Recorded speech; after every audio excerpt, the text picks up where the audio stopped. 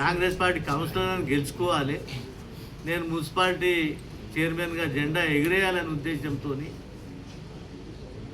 ఎవరైతే party candidate ఉన్నాడో, కౌన్సిలర్గా నిలబడ్డ క్యాండిడేట్ ఉన్నాడో, 20-30 సర్టిఫికెట్లు కొందరైతే పార్టీ కార్యకర్తలకు ఇస్తే అమ్ముకున్నారు, 20,000 30,000కి అమ్ముకున్నారు.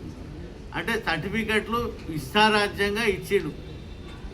అది మరి ఇచ్చినప్పుడు నువ్వు పట్టా సర్టిఫికెట్లు ఇచ్చినావు, అక్కడ లేఅవుట్ చేసేది ఉండే, లేఅవుట్ చేసి నువ్వు ఎంతమందికి ఇస్తున్నావు, లేఅవుట్ చేసి అక్కడ ఎన్ని గజాలు ఇస్తున్నావు, ఎన్ని గజాలు ఇచ్చిన తర్వాత రోడ్లు ఎంత ఉండాలి, అక్కడ స్ట్రీట్ లైట్స్ ఉండాలి, అక్కడ రోడ్స్ ఉండాలి, డ్రైన్ ఉండాలి, లేఅవుట్ చేసిన తర్వాత క్లియర్ అయిన తర్వాత ఇచ్చేది ఉండే. ఇష్టారాజ్యంగా ఆయన మున్సిపాలిటీ కౌన్సిలర్ల గెలుపు గురించి ఇష్టం వచ్చినట్టు ప్రజలకు ఇచ్చిండు, కౌన్సిలర్ల చేతికి ఇచ్చిండు, పార్టీ కార్యకర్తలకు ఇచ్చిండు, అమ్ముకున్నారు వాళ్ళు.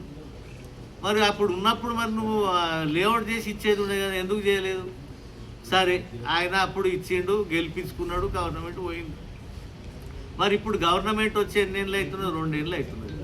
మరి 2 ఏళ్ల నుంచి మరి సదాశివపేట యాదికి రాలేదా, మరి వీకర్స్ యాదికి రాలేదా, మరి ఎవరికైనా సర్టిఫికెట్లు ఇచ్చింది మరి ఆడ ఉంటున్నారా లేదా అనేది గుర్తుకు రాలేదా?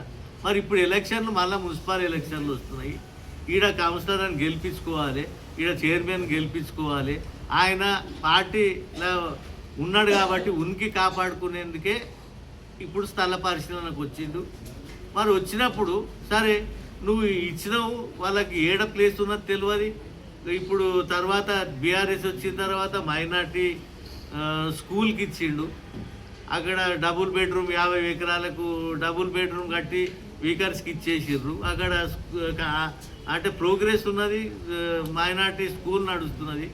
అవు ఇప్పుడున్నది, ఇప్పుడు నువ్వు ఎమ్మెల్యేగా ఉన్నావు కదా, ఇప్పుడు ప్రభుత్వం ఉన్నది కదా, ప్రభుత్వం ఉన్నది. ఇప్పటికైనా కానీ నువ్వు ఉన్న ప్లేస్ను అది లేఅవుట్ చేసి ఎన్ని గదాలు ఇస్తుందో ఇచ్చి ఇప్పుడు వీకర్స్కి నువ్వు స్థల పరిశీలనకు వచ్చి మరి అక్కడ నాయకులను విమర్శించడానికి వచ్చినట్టున్నది.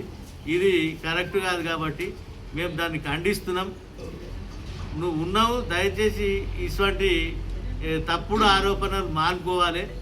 నువ్వు ఎలక్షన్ల నాటకం ఆడనికనే వచ్చినావు కాబట్టి ఇది మేము అందరం ఖండిస్తున్నాం. దయచేసి ఇటువంటి ప్రకటనలు చేయొద్దని చెప్పి కోరుతున్నాం.